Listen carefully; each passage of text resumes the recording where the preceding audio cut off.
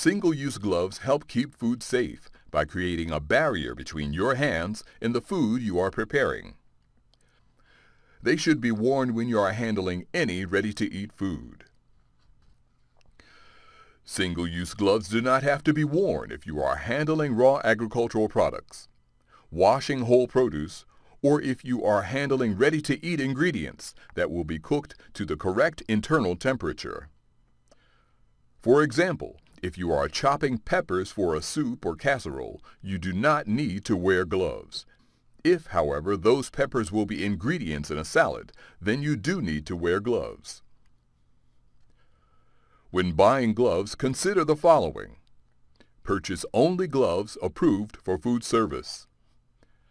Buy single-use gloves. Do not wash or reuse gloves. Purchase the appropriate glove for the task. For example, longer gloves for mixing, or even consider colored gloves as a way to prevent cross-contamination. Provide different sizes of gloves. When putting on gloves, it is important to do so correctly, so as not to potentially contaminate the food you will be handling.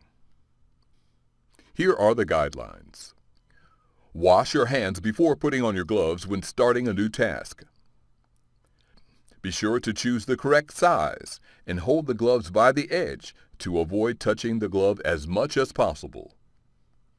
Once on, check for rips or tears. Do not blow in your gloves or roll them to put them on. Remember, your gloves can become contaminated. If that happens, then the ready-to-eat food you are handling will become contaminated as well. You will need to change your gloves as soon as they become dirty or torn, before beginning a new task, after an interruption, such as taking a phone call or being called away to do another job, after handling raw meat, seafood, or poultry, and before handling ready-to-eat food. If you are doing the same task continuously for 4 hours. Remember, the intent of wearing gloves is to keep food safe. So be sure to use gloves correctly so that food does not become contaminated.